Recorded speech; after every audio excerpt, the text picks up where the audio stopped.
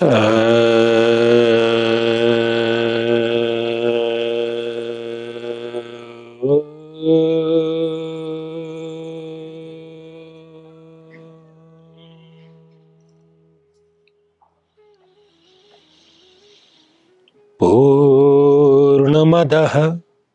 पूर्णमिदं पूर्णात् पूर्णमुदच्यते पूर्णस्य पूर्णमादाय पूर्णमेवावशिष्यते। ओम शांति शांति शांति।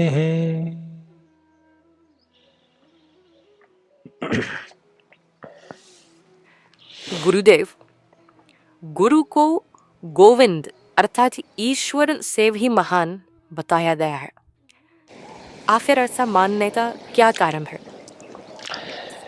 बहुत स्पष्ट और सटीक कारण है इसका। और ये कोई ऐसी बात नहीं कि आज की ये बात है। भगवान राम को, भगवान कृष्ण को अभी निकट इतिहास के जितने भी महापुरुष हैं, चाहे वो स्वामी विवेकानंद हो, स्वामी दयानंद सरस्वती हो, उन सभी को राम बनाने का कार्य, कृष्ण को कृष्ण बनाने का कार्य, विवेकानंद को विवेकानंद बनाने का कार्य, या स्वामी दयानंद को स्वामी दयानंद बनाने का कार्य गुरु ने किया है। ईश्वर कहीं अवतार रूप में अगर उतरता है तो वो गुरु के रूप में ही उतरता है, और यही कारण है, और अन्यथा कोई दूसरा कारण नहीं कि इतनी बड़ी और ईश्वर को चुनौती देने वाली बात कही जाए कि गुरु गोविंद दो उखड़े, दोनों यदि कहीं साथ में आपको मिल जाएं तो आपको इस असमंजस में पड़ने की आवश्यकता नहीं है कि पहले मैं किसके चरण स्पर्श करूं, काके लागू पाए बलिहारी गुरु आपने जो गोविंद दियो बताए। गुरु नहीं होता तो आप गोविंद तक पहुंचते ही कैसे? जो बच्चे बड़े बड़े इंस्टीट्यूशन से, आईआईटी से, आईआईएम से पास आउट करके सीधे अमेरिका की फ्लाइट पकड़ते हैं, सिलिकॉन वैली में जाके काम करते हैं, करोड़ों रुपए सालाना में वो तनख्वाह प्राप्त करते हैं और बहुत अच्छी लाइफस्टाइल जीते हैं, ऐसा उनका मानना है। तो वो अपने जो भी अचीवमेंट है, कभी उनसे पूछा जाता है तो वो ये कहते हैं कि ये मेरी स्वयं की मेहनत है। हाँ है, आपकी मेहनत जरूर होगी, लेकिन 100 की 100% आपकी मेहनत नहीं है। जिन लोगों ने आपको वो दिशा बताई,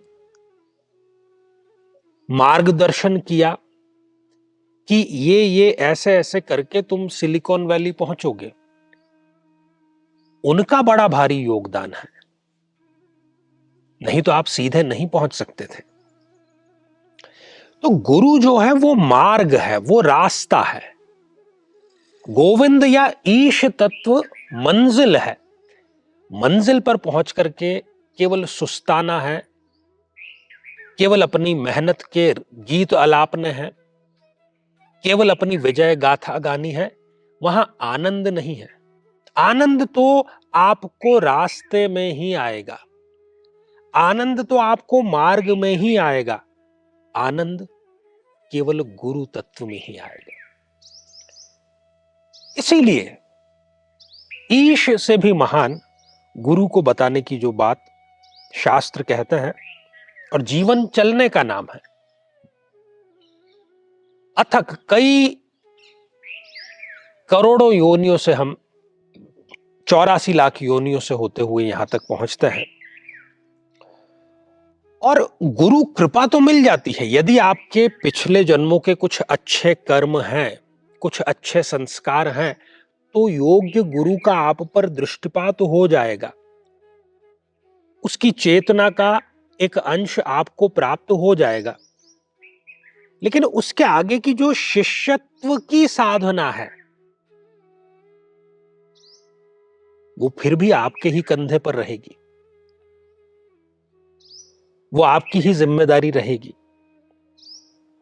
कई लोग गुरु से निकटता तो प्राप्त कर लेते हैं, हो सकता है कि 24 घंटे वो गुरु के साथ बने रहें, लेकिन इतना होते हुए भी वो अपनी चेतना को गुरु की चेतना में विसर्जित नहीं कर पाते।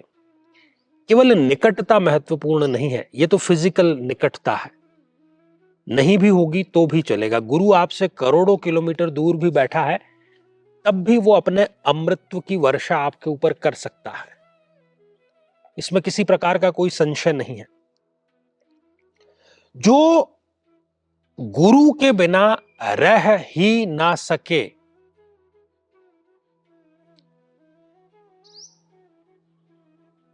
जिसके जो नेत्र हैं, जो आंखें हैं, वो 24 घंटे केवल यही कि मैं गुरु दर्शन करती रहूं, इसी के लिए मेरी आंखें खुलनी चाहिए।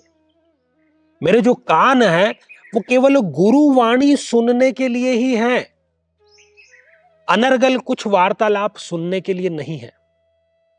मेरी जो जिह्वा है वो केवल गुरु मंत्र जाप के लिए ही है, रसना के लिए, स्वाद के लिए नहीं है। इस प्रकार की समर्पण भावना जिस शिष्य में होती है, वही शिष्यत्व की जो साधना है उस पर खरा उतरता है, उस कसौटी पर खरा उतरता है, और उस पर निरंतर गुरु जो है वो अपने आशीष की वर्षा जरूर करते हैं। और अगर हठ से, उन्माद से, अहंकार से आप गुरु के पास जाएंगे तो पहले आप अपना आत्मावलोकन कीजिए, अपना स्वयं का परीक्षण कीजिए कि क्या गुरु तत्व, परम चेतना, ब्रह्म ज्ञान, इसके आप भागीदार हैं। तो आपको अंतरात्मा से ही आवाज आ जाएगी, कहीं और से आपको बाहर उसकी खोज करने की आवश्यकता नहीं है।